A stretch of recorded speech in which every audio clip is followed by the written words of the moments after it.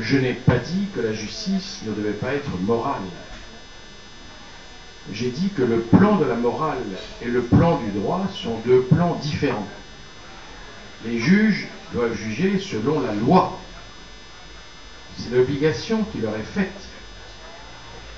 Ainsi, parfois, la prescription permet de libérer quelqu'un d'une poursuite alors que moralement, il serait coupable. Parfois, au contraire, on est obligé de condamner quelqu'un alors que l'acte qu'il a commis ne paraît pas contraire à la morale. Mais la morale et le droit sont deux champs d'action, deux plans de conscience différents, et le juge n'a pas à se préoccuper de morale, même si un procureur peut éventuellement poursuivre à l'audience une personne accusée d'un crime en disant que c'est moralement épouvantable, mais ça ne suffit pas. Il faut qu'en plus de l'aspect moral, il y ait l'aspect juridique, légal, correspondant, c'est ce qu'on appelle le principe de la légalité des délits et des peines. Chez les juristes, avocats ou magistrats, courait, lorsqu'on était dans les facultés, un dicton: Dieu nous garde de l'équité des parlements.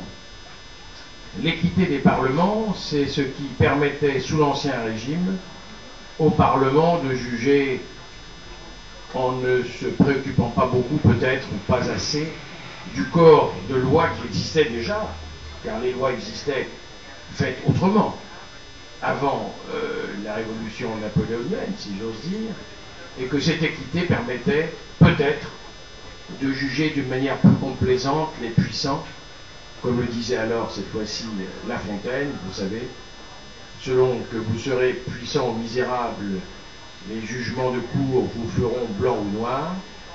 Eh bien, c'est ce qui n'a plus cours. C'est ce pourquoi, malgré les difficultés qu'elle rencontre, et je ne suis pas fâché d'être en consensus avec le magistrat à côté duquel nous siégeons, à côté duquel je siège ce soir, c'est que malgré les perfections qui sont en attente, qui sont en devenir, la justice française, par exemple, pour être très clair, n'est pas corrompue. La justice française n'est pas parfaite, mais citez-moi ce qui, dans notre France d'aujourd'hui, est parfait. À part le parfait glacé que l'on peut servir dans certains restaurants. Par conséquent, il y a des progrès à faire, mais puisque nous sommes dans un cercle politique, le monde politique s'y emploie, je crois, de bonne foi, avec des difficultés. Le fait que les magistrats ne soient plus majoritaires au Conseil supérieur de la magistrature, c'est un problème, même s'il y a un avocat qui va y rentrer. Je pense que, je le dis, la droite, la gauche, le centre essayent d'y parvenir, chacun avec ses virtualités, chacun avec ses préférences. Actuellement, c'est plus de sécurité.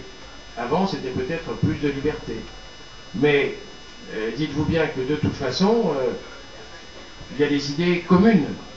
Et je le disais en commençant, vous vous souvenez, lorsqu'on parle de l'indépendance du parquet, tous les partis de l'opposition disent qu'il faut un parquet indépendant.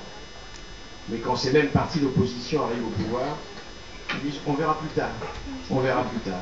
Ça prouve peut-être qu'il y a un consensus là aussi sur ce point.